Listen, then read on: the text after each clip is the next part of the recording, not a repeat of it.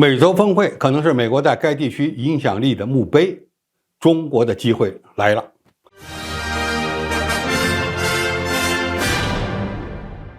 观众朋友、网友朋友，大家好，我是付前少。近日，美国外交政策杂志发表了拉丁美洲高级研究员的文章，对美洲峰会做了评论。拜登在洛杉矶为尴尬做准备，即将召开的美洲峰会可能是美国在该地区影响力的墓碑。现在距离在洛杉矶举办的第9届美洲峰会还有不到1个月的时间了，美国方面却面临着非常严峻的考验。截至5月初，美国国务院仍未向参与国发出邀请，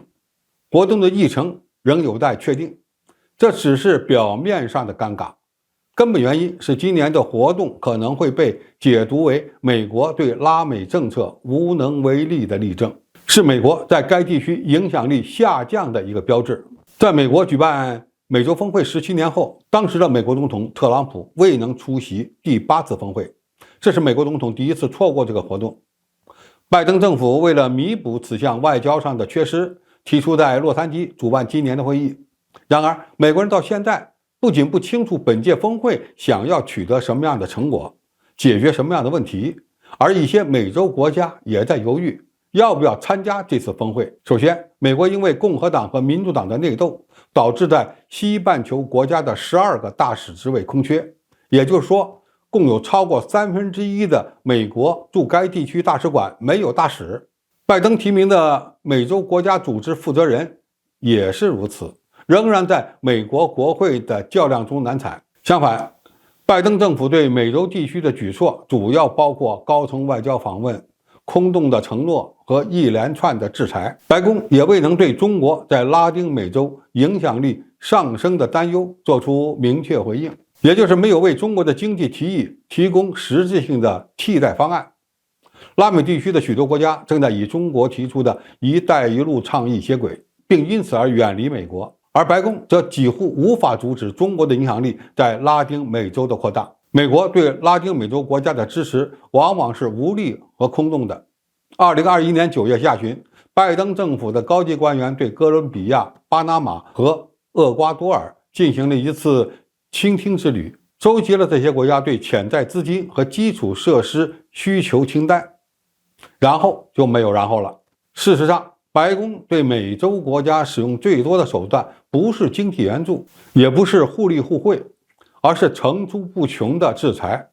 自上任以来，拜登政府以种种借口对拉丁美洲和加勒比地区的300多个政治人物实施了一连串的制裁，这其中就包括很多国家的现任领导人。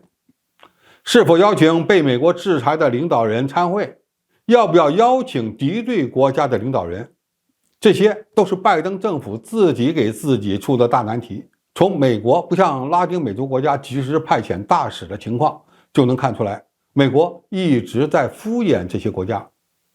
从美国更多使用制裁手段来对付拉美国家，又能发现美国并非真心的向拉美地区提供帮助，而是另有所图。在这种局面下，拉美国家会有多少领导人参加美国主办的这场峰会？就算参加了，又能得到什么？能解决什么问题呢？更尴尬的是，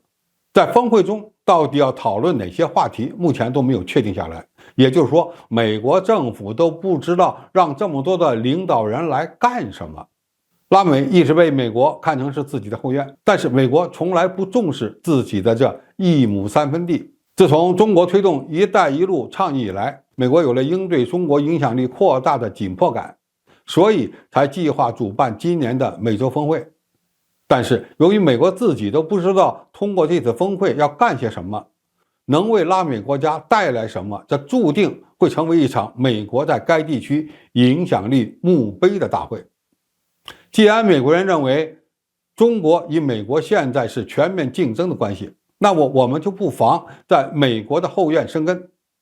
让美国慢慢的适应中国力量的发展壮大，看看是美国搞的印太战略有用，还是中国倡导的一带一路发展战略的影响力更大。对此，美国肯定会感到焦虑，